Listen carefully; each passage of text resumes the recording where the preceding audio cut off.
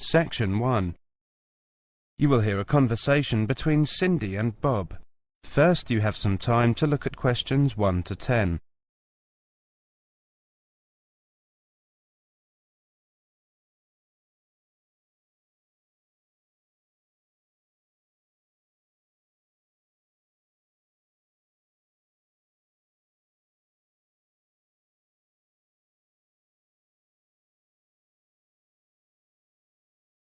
Now listen carefully and answer questions 1 to 10.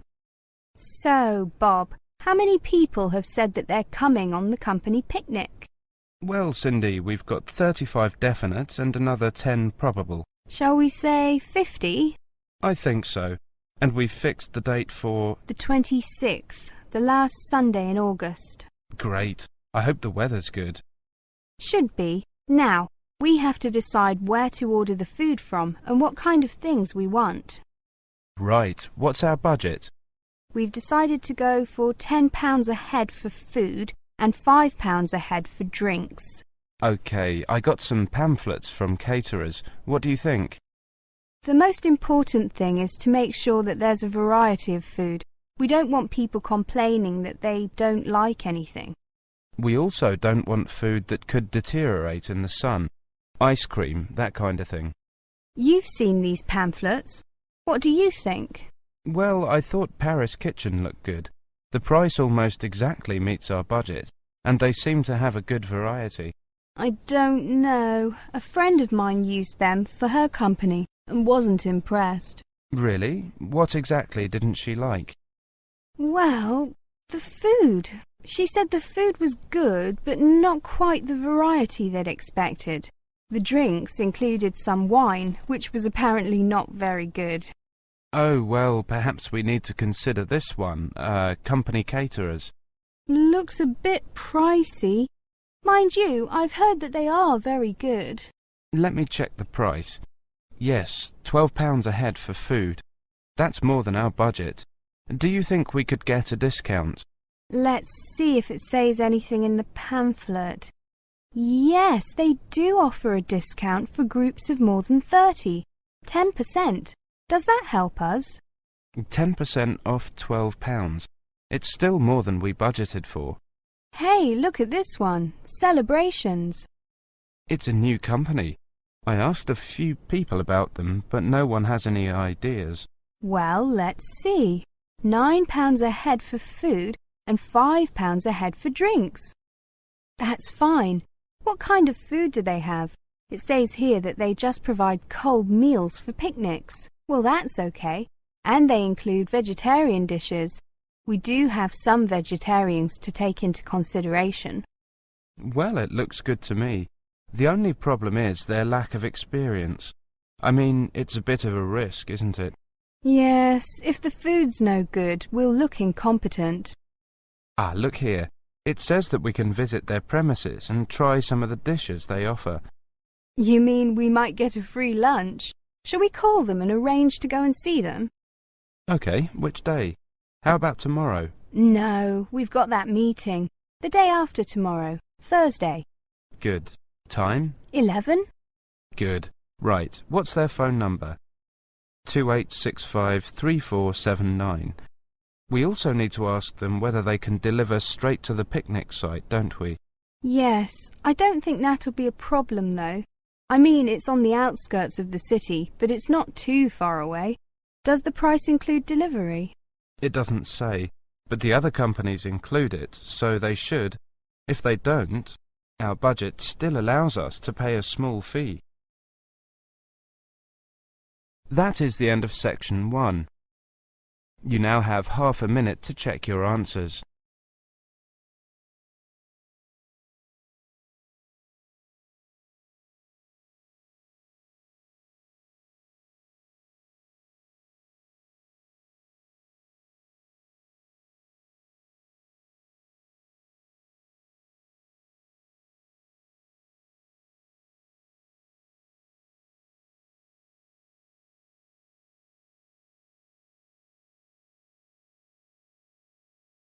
Now turn to Section 2.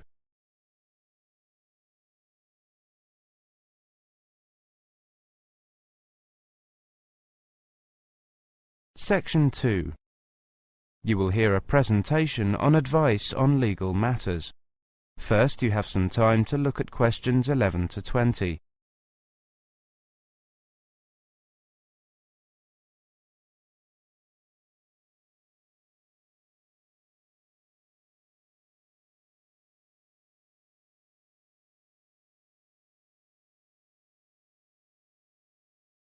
Now listen carefully and answer questions 11 to 20. Good afternoon, everybody. My name is Sally Miller, and I'm here to offer you some advice on legal matters whilst you are studying at this university. Happily, most international students complete their courses without running into any serious legal problems. But if you do find yourself involved in a legal dispute of any kind, ask for help. There are two options. First, contact the students' union or welfare officer. Even if they cannot help you directly, they should be able to advise you where to go for help. The second possibility is to contact the Citizens Advice Bureau in your area. You can find them in the local telephone directory. They will be able to recommend a solicitor if you need one, and tell you if there is a local law centre providing free legal advice. They will also be able to tell you whether you can claim legal aid to help pay for any court and legal fees. Let me give you some basic information about the police. The police have the power to stop and search anyone who appears to be behaving in a suspicious manner. If you are arrested for any reason, even if you know it to be a wrong reason, remember a few very important things. 1. Don't be aggressive. 2.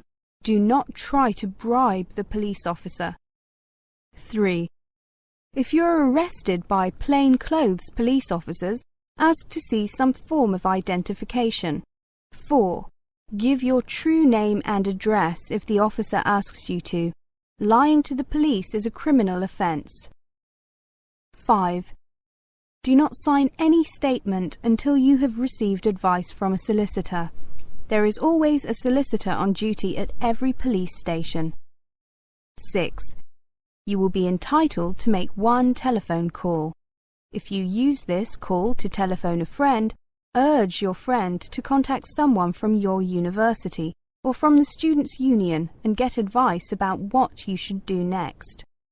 If you find yourself in trouble with the police, it is very important to get professional advice. Contact any of the following: your university welfare officer, the students' union at your university, your local Citizens Advice Bureau, a local law centre.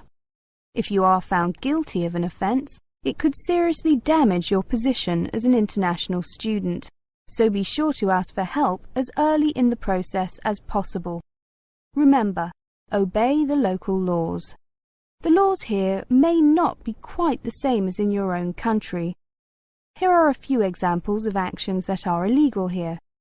It is against the law to possess offensive weapons. For example, knives, guns, chemical sprays used for personal defense. Even women are not allowed to carry sprays or other deterrents to protect themselves against possible assault, except for rape alarms. Possess or supply hard or soft drugs. Disturb the peace. This is called disorderly conduct.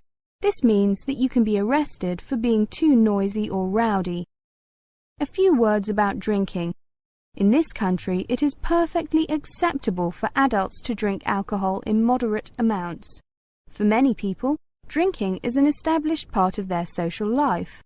Going out for a drink is how they relax or spend time with friends.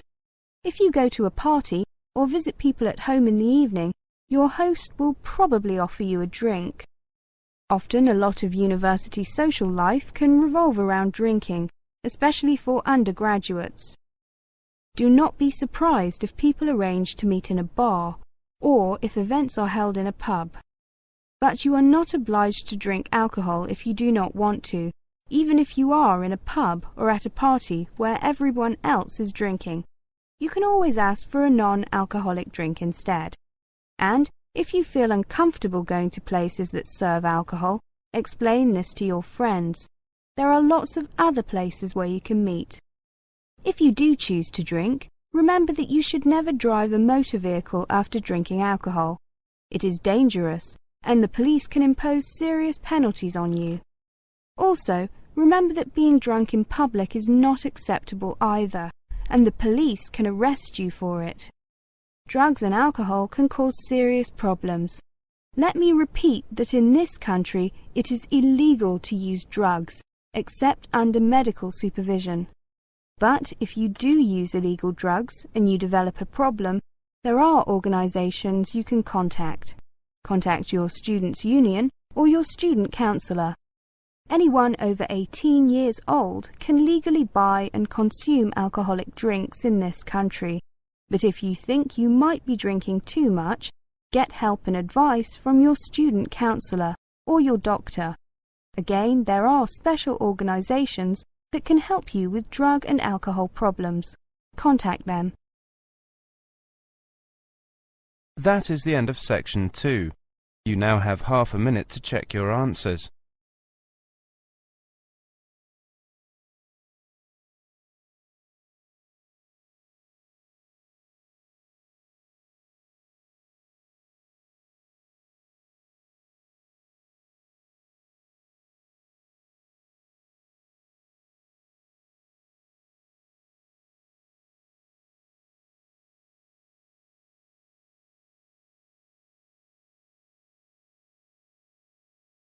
Now turn to section 3. Section 3. You will hear a conversation between Carlos, Melissa, David and Simona. First, you have some time to look at questions 21 to 30.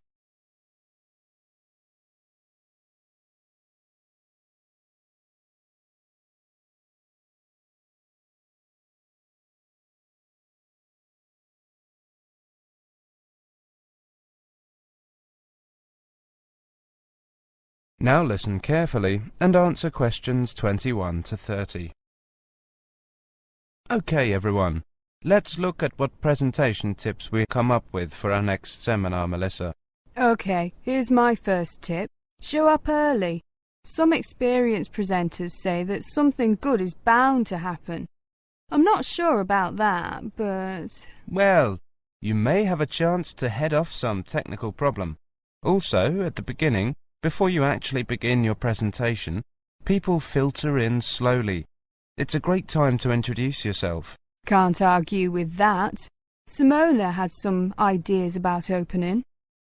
Have a strong opening. I picked up a few ideas for structuring your opening. First, never apologise. If you're worried the presentation won't go well, keep it to yourself and give it your best shot.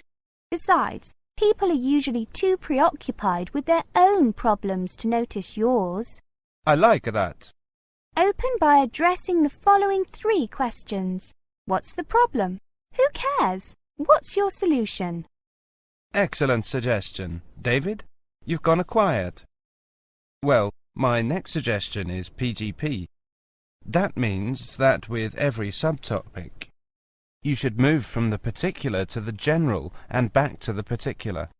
Even though the purpose of a subtopic is to convey the general information, bracing it with particulars is a good way to draw attention and promote retention.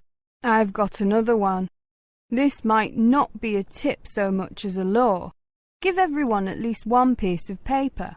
A piece of paper is a record from your presentation. People can use that to help recall the details of the presentation, or better yet, to tell others about it. The next tip I have is know your audience. This is, of course, a general piece of advice for public speaking. See if you can find out what styles of information a presentation they are most familiar and comfortable with. Adapting your presentation to those styles will leave fewer barriers to the direct communication of your material. I like that idea. We mentioned possible technical problems before. My next point is that maybe speakers should rethink the overhead projector.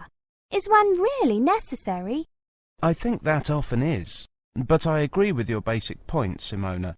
Don't use one just because it's there. Maybe a good tip is to consider carefully what you're putting on your slides. Yes, David, that's a very good point to make. Slide content is, well, you don't want too much, too little. Carlos? Good a point, to both of you. Another point I have is to respect the audience. Don't condescend by dumbing down your lecture. Show them respect by saying what you believe and what you know to be the whole story. I also have a point about humour. I think that humour is generally good, but be careful with it. Humour in a presentation works best when it actually drives the presentation forward. If you find you're using canned jokes that don't depend on the context of the presentation, eliminate them. David? Maybe, Melissa, but always be very careful about jokes that put down a class of people. If you're going to alienate your audience, do it on the merits of your content. Also, avoid masculine or even feminine pronouns as universals. It can be a nuisance to half the audience. As universals, use the plural they. The Oxford English Dictionary has allowed they as a gender-neutral singular pronoun for years. Thanks, Simona. Thinking towards the end. Take care with the questions. Many people judge the quality of your talk not by the 20 minutes of presentation, but on the 30 seconds you spend answering the question. Be sure to allow long pauses for questions. 10 seconds may seem like a long pause when you're at the front of the room, but it flows naturally from the audience's point of view. Let people know you believe your material. Speak with conviction. Believing your subject matter is one of the best ways to speak more effectively. Finish early, and something good is almost bound to happen. If nothing else happens, people will be able to leave early, and suddenly they'll have an extra couple of minutes to do things they didn't think they'd get to. People will really like you if you do that. I think we have missed the key point. Practice. Practice over and over and over. If you can, record your presentation. Play it back and watch yourself. You'll discover 1,000 horrible things you never knew about yourself. Now watch it again without the sound. Why are your hands flying around like that? Now listen to it with the picture. Get rid of those ums. Now watch it at twice the normal speed. This emphasizes low-frequency cycles in your gestures. David, those were excellent points. I have one more, something quite simple, but often overlooked. I read that the two most dehydrating things you can do in a modern civilization are live presentations and air travel. I don't know if it's really true, but the message is that the way to stay sharp is to drink lots of water. Take care of your body, especially your voice. If possible, avoid alcohol too. So, we've got to organise these points now. That is the end of section 3. You now have half a minute to check your answers.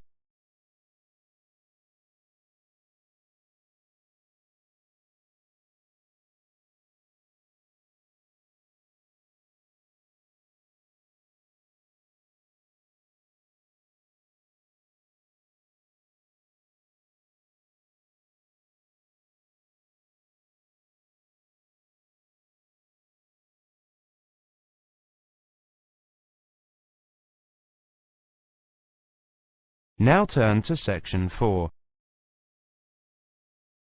Section 4. You will hear a monologue on the subject of the Celts. First, you have some time to look at questions 31 to 40.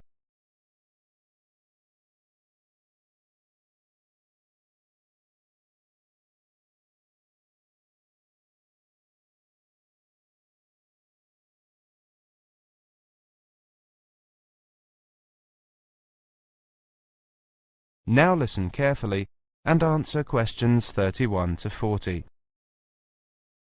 Welcome to this introductory lecture on the Celts. Who were the Celts?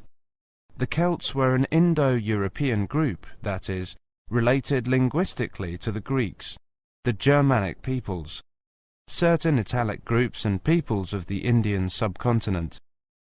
They arose in Central Europe at the beginning of the first millennium BC, and were an iron-using and horse-rearing peoples.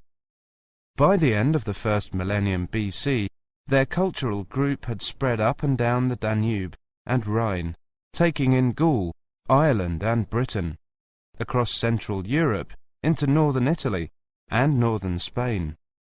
Their roaming across Europe led some of the Celtic tribes to sack Rome in 390 BC, creating a fear of the northern barbarians that was to haunt Romans for hundreds of years to come. The Celts are defined archaeologically by the type sites of Hallstatt and Latene, the former being taken to relate to an earlier phase of cultural development. Hallstatt, an ancient salt mining area, was excavated from 1876 onwards by the Viennese Academy of Sciences, and provided the first classification of the prehistoric Celts. In 1858, the waters of Lake Neuchâtel in Switzerland sunk to a low level, revealing a large prehistoric settlement with a huge number of surviving artifacts. The nearby town of Latene gave its name to the second phase of Celtic cultural development. However, please note that these phases overlap through time and are defined according to geographical area.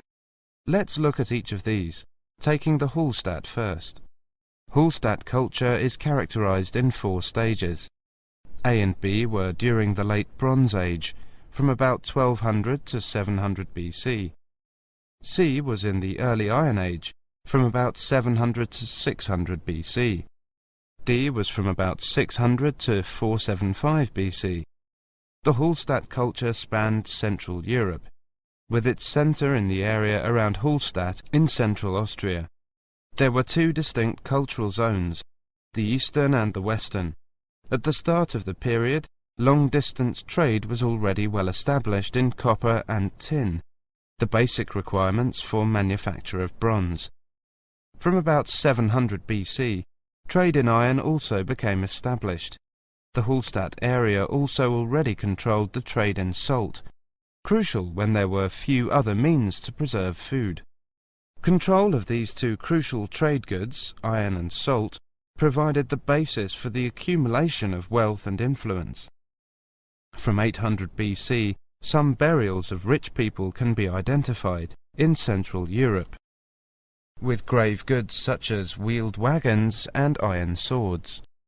Hallstatt C saw the construction of fortified hilltop settlements to the north of the Alps. These had burial mounds holding very high-quality goods, such as vehicles and expensive imported treasures. By the time of the Hallstatt D period, these increasingly extravagant burial mounds were clustered around a few major hill forts to the southwest of the region. This suggests a development and a concentration of wealth and social power, possibly based on the development of Massilia, present-day Marseille, as a Greek trading port. The expansion of luxury trade brought greater opportunities for profit and helped to create an increasingly stratified society, with the development of a wealthy nobility.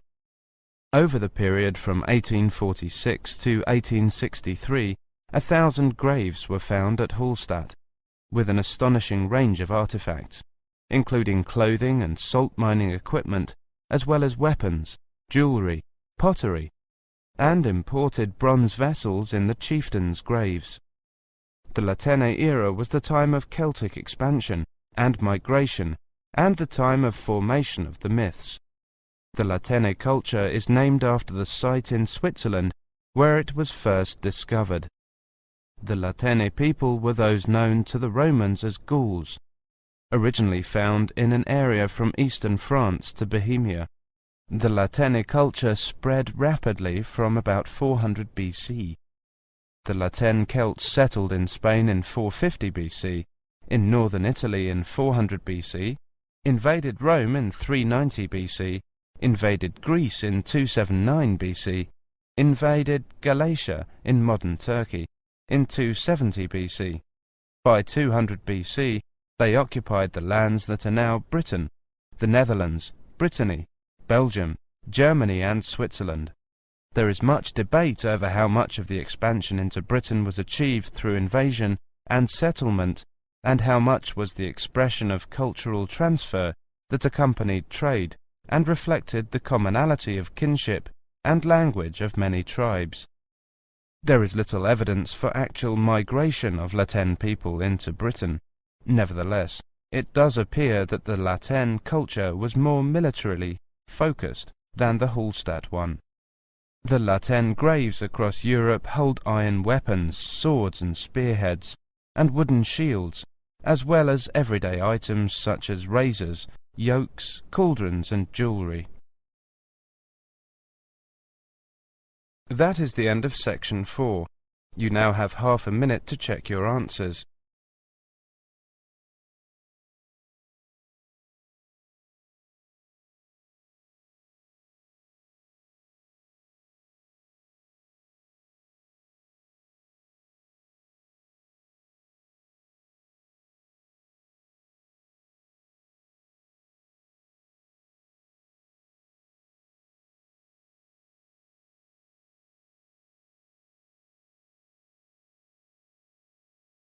That is the end of the listening test.